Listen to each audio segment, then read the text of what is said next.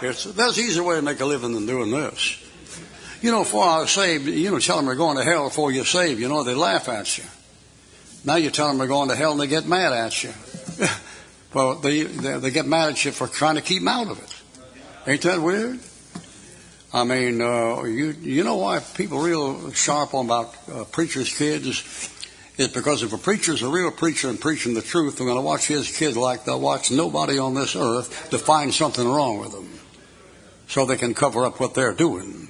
That's what they do. If you watch your kids as close as you watch mine, maybe some of them wouldn't be in the trouble they're in. I don't know.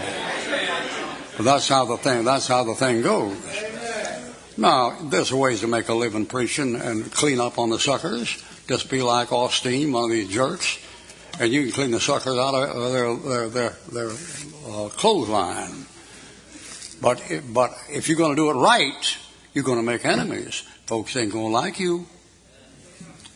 And they're going to start looking at your sin through a microscope and try to make theirs look like they're looking through a telescope. You're going to make some friends and influence people, but you're not going to make a lot of them. And the ones you make will be real friendly, and the ones you don't make will be real nasty. And that's just the way it ought to be. Folks, I've done all kinds of things to make a living. There's an easier way to make a living than getting up and telling people they're no good and going to hell. There's an easier way to make a living, man. I used to run a popcorn machine in a city park. Oh, yeah, man. I learned how to be crooked and making a thing off that when I was 12 years old. I run the machine there. I was about 13 about that time, and the fellow come by, give me the sacks for the corn, and I'd make the sacks for the corn, sell it for 10 cents. Then I'd get me a little old black boy and gave him a nickel or a dime to go around and pick up those little paper bags with him and bring them back to me, and then I resacked them. So I got half the money went in my pocket, half the money went into the other guy's. See, it's amazing how smart you get quick.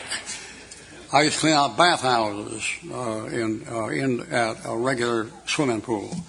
Then I finally got a job as a lifeguard in a swimming pool. Then I was a beach boy in Rehoboth Beach, Delaware, and to get a couple of rich families to give you $5 a day to take their umbrella out for them and put it up at their place on the beach, and then take it down at sundown and take it back to the house. That kind of stuff. Did that for about 5 summers. And then pretty soon I became a lifeguard at a beach in a nightclub up there, the Indian nightclub. And then I found out I can make double money by being a bartender at night. So I'd be about 18 or 19. I'd go out there and fool around with a lifeguard in the daytime, at night.